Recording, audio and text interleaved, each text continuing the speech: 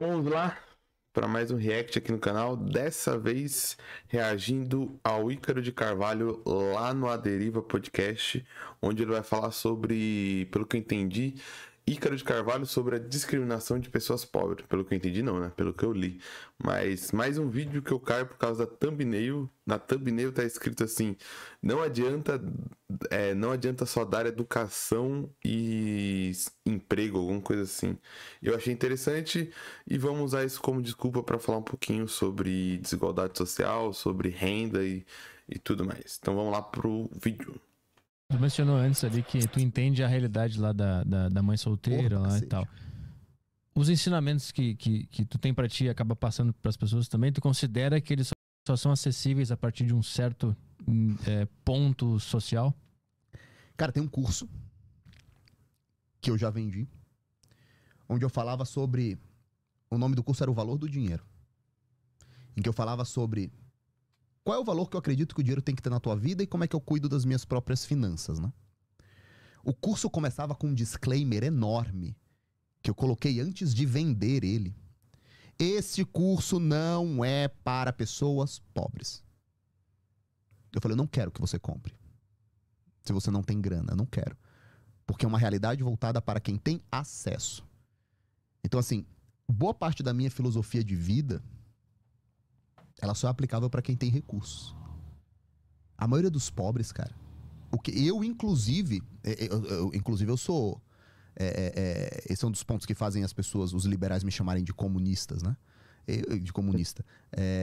Porra, olha até agora tudo que eu falei se parece um comunista falando. Cara, eu acho que o futuro... Mas tudo que não defender, principalmente pro ANCAP, né? Se você não defender dentro dos ANCAP, se você não defender o anarcocapitalismo, você é comunista, qualquer coisa. Se você for, tipo, um baita liberal, mas, sei lá, você defende o SUS, você já é comunista. Tipo, o comunismo foi a palavra que ficou mais elástica possível, né? Nesses últimos 4 anos, onde tudo é comunismo, menos o comunismo de fato, ou o socialismo de fato. Daí quando vem um socialista de fato, um cara de esquerda de fato, as pessoas até estranham, porque tudo virou socialismo, né? Tudo virou comunismo. Então é difícil a gente resgatar filosoficamente a definição exata do que é um comunista socialista. Até a questão do liberal, né? Essas palavras estão se esgarçando tanto que se perderam. A gente não consegue definir mais esses movimentos, né? A gente não consegue mais falar dos movimentos exatamente porque esses termos ficaram esgarçados e com a dinâmica das redes também tem muitos camaleões, né? Pessoas que são conforme o discurso, conforme a onda política vem, né? Então, por exemplo, como se definiria um movimento como o MBL hoje em dia? Será que eles são liberais? Não sei. Será que eles são conservadores? Não sei. Se você for no canal deles ou nas redes sociais deles, eles estão dando palco para o que tiver dando política, né? Isso não é uma crítica, mas, por exemplo, você vê um movimento que se diz liberal defendendo coisas, entrando em pautas morais, que na verdade eles não deveriam entrar, porque que o liberal clássico, vamos assim dizer, não entraria, sabe, nessas pautas morais. Mas eles entram e muitas vezes deve ser para, sei lá, pegar um pouquinho da audiência do bolsonarismo, dos conservadores. Então é complicado, porque a dinâmica faz com que essas palavras no popular, no informal, não tenha mais sentido, né? Não tem mais sentido. Você pode usar para tudo. Futuro é renda universal pra esses caras todos. Cara, a maioria desses caras não consegue nem pensar. Você vai pegar uma pessoa que vive em restrição calórica desde os 4 anos de idade, que enfrentou um monte de problema com vermes e parasitas quando era criança, porque, sei lá, metade do país não tem esgoto, tudo a céu aberto, que não foi alfabetizada, que trabalhou desde criança, que muitas vezes teve serviço análogo à escravidão, que estava desde os 12 anos trabalhando dentro de casa como funcionária doméstica, que não teve acesso à fonte de proteína, que nunca se manteve hidratada, que nunca fez um exame na vida. Essa criança chegou aos 14, 15 anos, absurdamente semi-alfabetizada no funcional do funcional, nós veve, vrido, crocodilo. Pode rir disso daí, não. Tô falando com essa cara, é foda. Você pega essa pessoa. Os exemplos que ele usou também, né? Ele faz um cara bem jocosa. E de repente você vê parte dos nossos amigos dizendo assim: não, porque eu sou a favor da meritocracia, cara. Eu acho que eu sou contra cotas, porque esse menino, se ele se esforçar, ele compete com o Mateu. É o mindset. O Mateu tem nutricionista pra ter quantidade de água que ele bebe todo dia. O Mateu faz aula de música, de latim. O Mateu faz aula de desenvolvimento psicomotor com um psicólogo. O Mateu joga bola, faz jiu-jitsu, se diverte. Tem o pai dele andando de bicicleta com ele na praia todo dia. Uhum. Tu acha que esse menino vai concorrer com meu filho? Você acha que eu... Aí, de novo, imagina Cristo sentado aqui. Aí eu vou ter que justificar pra ele que eu quero notas iguais, porque se for diferente, aquele menino vai ter uma vantagem e eu sou meritocrático. Cara, por mim, esses moleque... Estão tudo fudido, cara. Esses caras tinham que receber muito mais do que justificar. E você vai falar, pô, Ícaro, mas aí como é que a conta fecha? Não sei, não sou político, mas eu sou a favor de renda universal pra esses caras. Boa parte deles estão tão fudidos, cara. Eles sequer conseguem ser produtivos, os pobres dos coitados, cara. E aí, talvez depois de uma geração, duas, você consegue salvar esses caras. Você não dá dignidade pra eles. Os caras falam, ensino público de qualidade. Na minha opinião, só na minha opinião, você sabe qual é uma das principais barreiras que separa pessoas muito ricas de pessoas muito pobres, que não são Eu acho interessante como ele enxerga, né, essas desigualdades sociais. Inclusive, estou bem surpreso pelo que eu já tinha visto de corte do Ícaro. Eu não conhecia ele muito, sim, mas é interessante que ele enxerga essas desigualdades sociais, ele enxerga essa realidade, mas ele não consegue entender que muitas dessas desigualdades elas estão intimamente conectadas com o sistema produtivo que a gente tem, o sistema econômico, né? Como essas contradições sociais estão associadas com o nosso sistema econômico, porque ele falou, esses pobres coitados muitas vezes não conseguem ser produtivos, e muitas vezes é pelo contrário, né? Essa garotada que ele falou, muitas vezes são essas pessoas que vão para empregos, indústrias, empregos de menor, que precisa de uma menor formação, e eles vão ser produtivos pra caramba.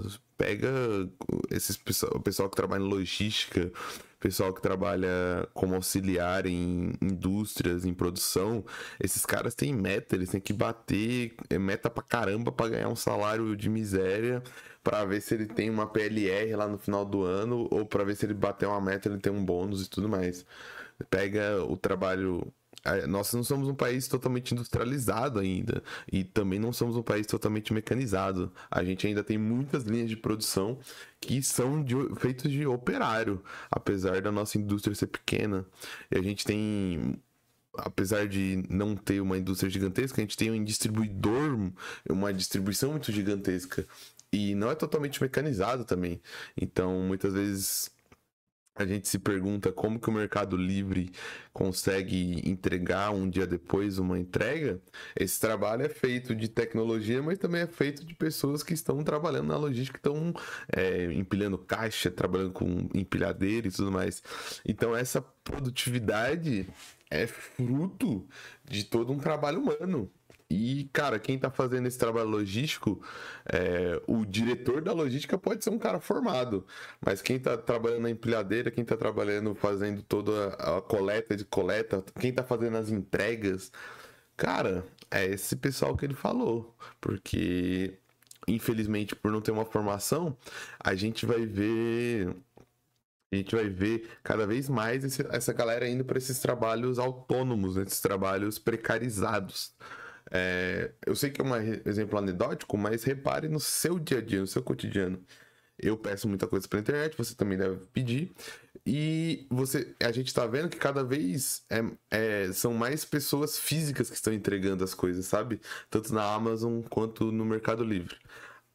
O Mercado Livre, sinceramente, eu só recebo a van do Mercado Livre quando essas entregas de um dia pro outro.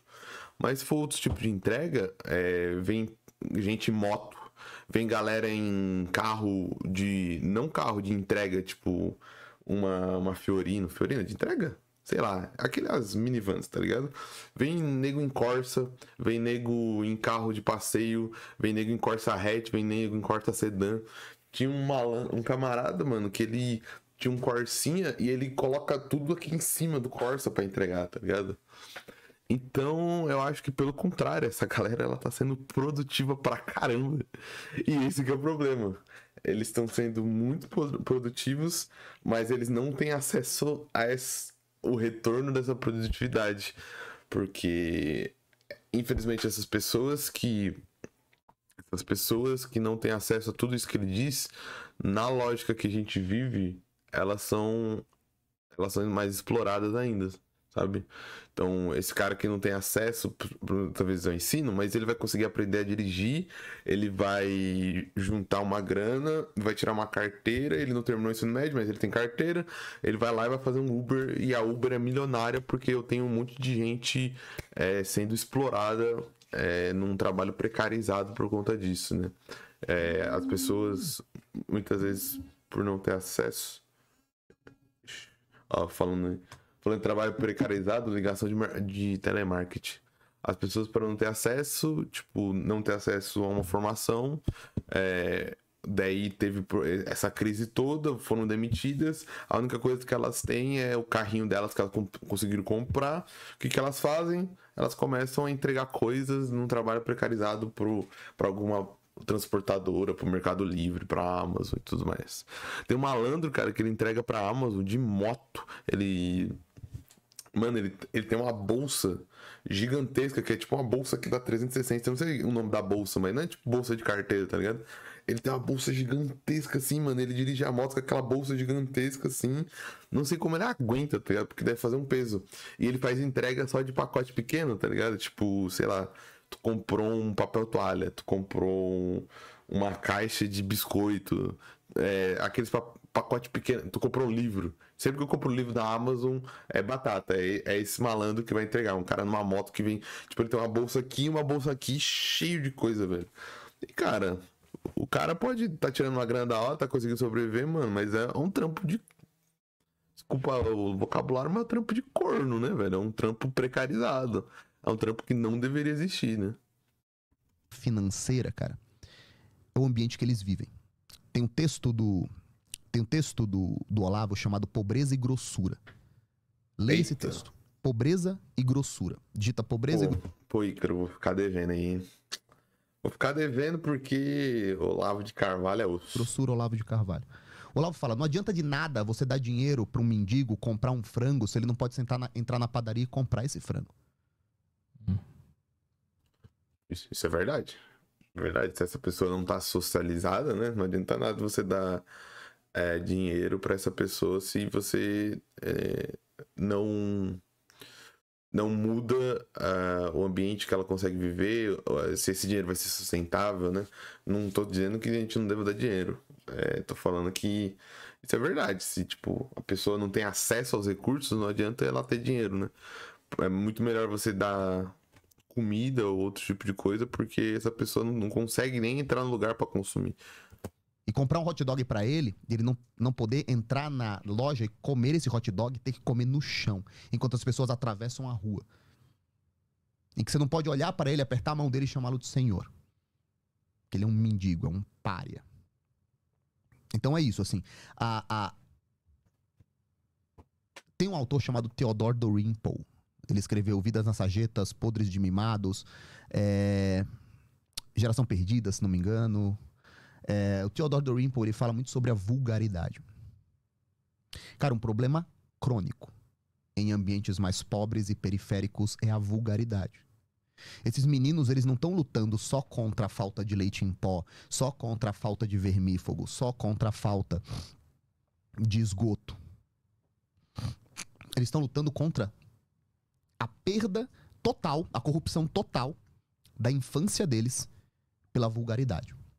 Esse menino nasceu com o pai comendo a mãe na mesma cama, porque eles vivem num barraco compartilhado. Eles têm acesso a um corpo no chão. O Mano Brown falou, eu nem sabia, quando eu era pequeno eu nem sabia o que era polícia, mas já sabia que eles batiam no meu primo. A visão que eles têm de policial é do grito, do tiro e da invasão.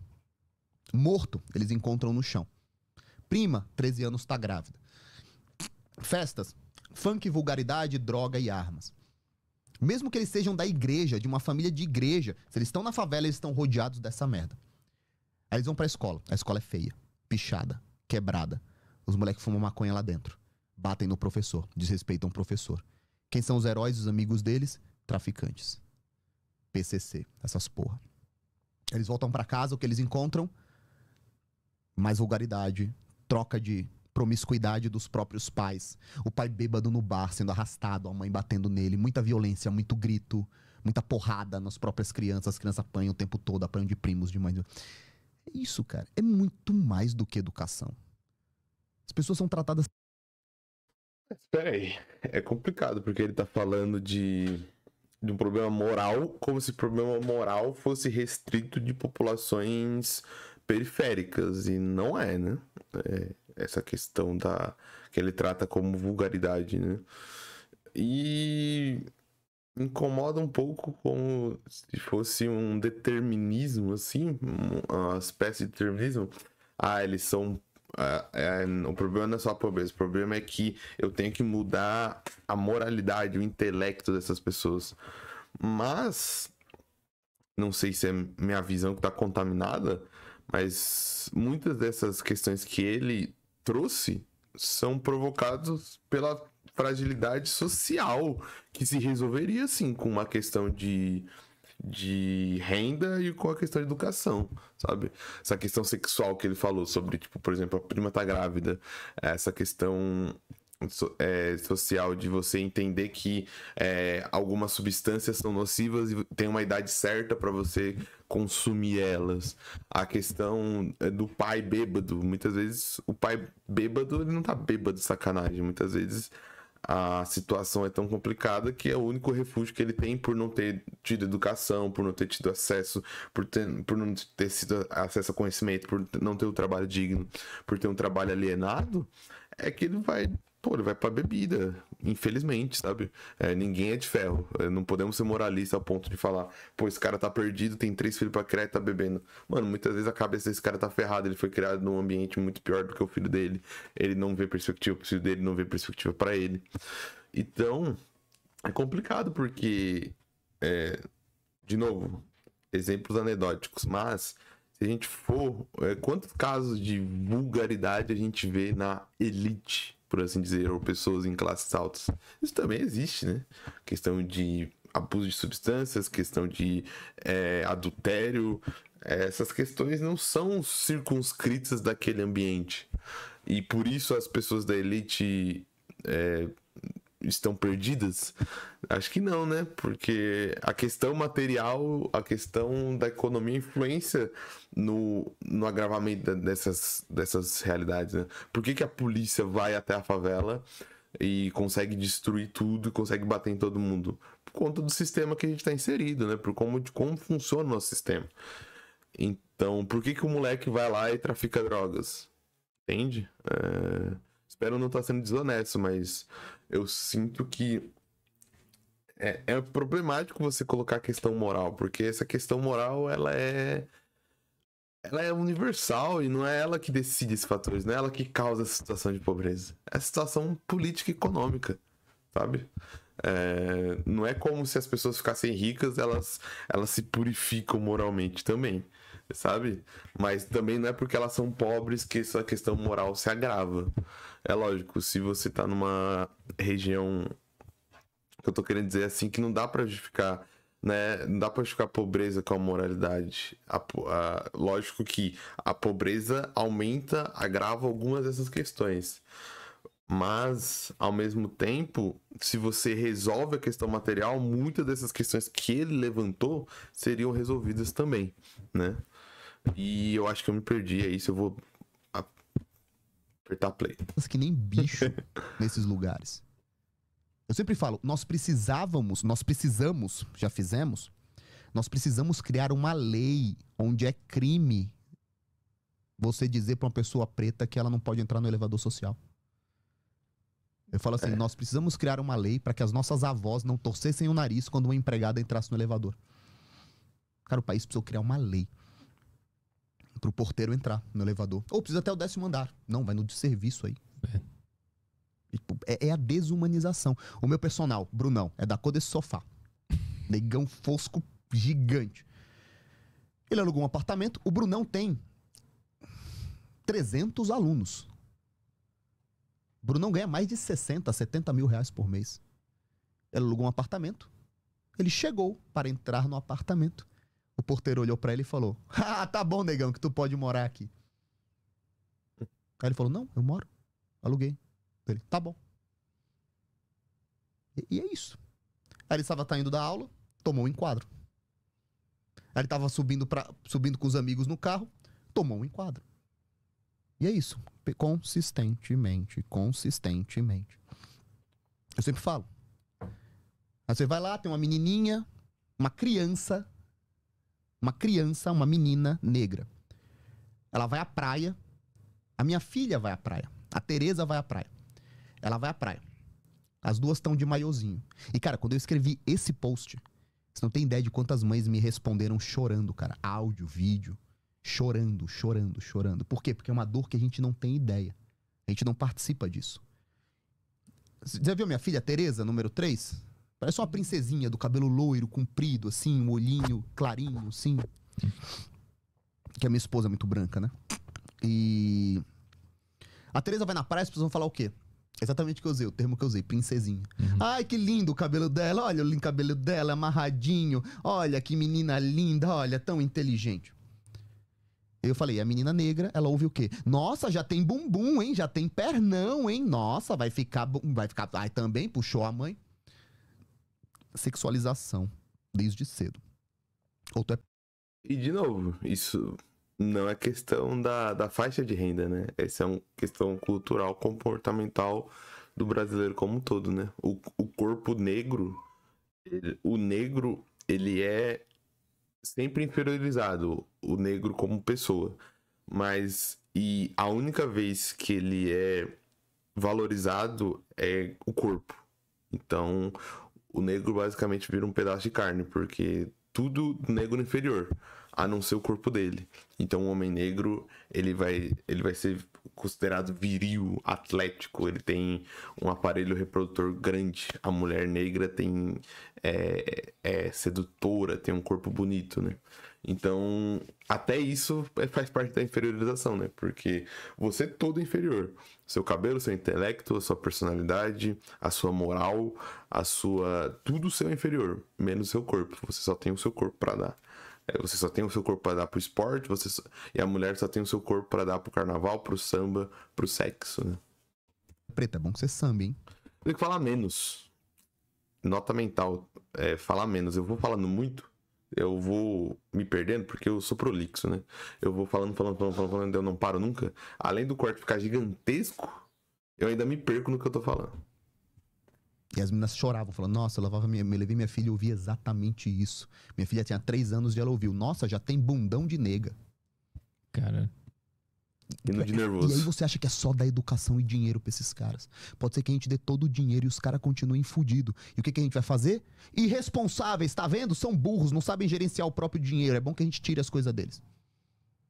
Chesterton tem um texto muito bom, onde ele fala que todos os pecados são permitidos aos ricos e negados aos pobres. Por exemplo, nós podemos ouvir a história de um banqueiro que, ao quebrar o seu banco, bebeu em tristeza até morrer. E as pessoas dirão, é claro, mas o seu império se esfacelou. Coitado, gostava de um uísque. Bebeu, triste até morrer. Ele fala, no entanto, um pobre, basta que ele beba um pouco. Ah, breaco, bêbado, vagabundo, tá vendo? Por isso que não pode ter dinheiro pra tudo. É isso, cara. O adúltero, ele expõe um adultério, se é uma influenciadora, em rede nacional vira produto. Um pobre, tá vendo aí, ó? Essas pretas aí, fica tendo filho aí, ó. Não fica... Foi pra Maíra Card, isso aí, que ela fez a propaganda lá do Bradesco, lá fazendo, citando a traição do Truguiar, será? Com o marido, tá vendo? Ó, aí vê os Red Pill. Você sabia que os negros trocam de parceiro mais do que os brancos? Cara, bota os brancos lá pra caralho esse tempo todo, vivendo tudo que eles viveram. Vai ver se não muda o comportamento. Então, assim... Então, Ícaro, você enxerga o problema, você vê que o problema tá lá e você E muitos desses problemas resolveriam sim com educação e dinheiro, cara. Lógico, não todos os problemas de novo, mas quantos desses problemas são amplificados pela educação e pelo dinheiro? Lógico, tem toda uma sociedade que a gente tem que mudar, né? Tem toda uma... Ele tá falando ali sobre o racismo estrutural, ele tá falando ali sobre as questões de preconceito, de gênero, que a gente tem que mudar. Mas uma coisa não impede a outra, entendeu? As duas coisas dá para ser feito ao mesmo tempo. Mas a questão financeira e educacional é extremamente importante para várias dessas violências serem diminuídas, né? Várias dessas violências serem diminuídas. E, cara, muita dessa questão é por conta do sistema que a gente está imposto, né? Eu acho que muitas pessoas... Acho que se tem muito essa noção, porque eu acho que a gente enxerga o problema, mas a gente não quer falar em voz alta que o problema é o capitalismo. Aí vem a moralidade como subterfúgio para não culpar o capitalismo. Então, por exemplo, a gente vê essa questão de má distribuição de renda, a gente vê essa questão de exploração, a gente vê essa questão de trabalho alienado, e por nascer numa cultura e estar numa cultura onde outras ideologias econômicas são vistas como diabólicas, como malvadas e tudo mais, a gente não pode fugir do capitalismo. O capitalismo é isso, vai ter que continuar, tudo bem. Então o que a gente tem que fazer? A gente tem que moralizar as pessoas para viverem bem no capitalismo. Mas na verdade, quando muitos desses problemas são consequências diretas do capitalismo, isso que eu queria dizer na outra parte, eu acabei me perdendo, porque eu falo demais. Muitos desses problemas morais estão entranhadas. Problemas morais, não, muitas dessas situações que ele narrou estão entranhadas com o capitalismo, não com a moralidade do ser humano, né? Isso, entendeu? E aí eu não consigo ver solução. Eu não consigo, porque falam, é só dar dinheiro, aumenta o Bolsa Família, dá 10 mil de Bolsa Família. Não, pelo menos no espectro da esquerda, ninguém fala é só aumentar o Bolsa Família. E digamos que isso não causasse inflação e todas as questões econômicas, se desse dinheiro para essas pessoas todas, cara, nem isso seria o problema, porque você não deu humanidade para elas. Porque elas vão continuar sem conseguir comprar uma casa no condomínio que eu moro, te garanto. Bom, pergunta... Mas elas não precisam de uma casa no condomínio que você mora, elas só precisam de uma casa digna. Só isso, sabe? O dinheiro, infelizmente, na nossa sociedade, dinheiro está influenciando a dignidade. Então ela não precisa comprar uma casa no condomínio dela. Só dela não ter uma casa que tenha risco de desmoronar e ela morrer de manhã, já tá suave. Ninguém precisa, todo mundo precisa morar em condomínio. Inclusive, vamos. A gente pode construir uma vila, a gente pode dignificar a casa das pessoas. Não precisa ser condomínio, Ícaro, calma, relaxa. Quantos negros tem no condomínio que eu moro? Zero.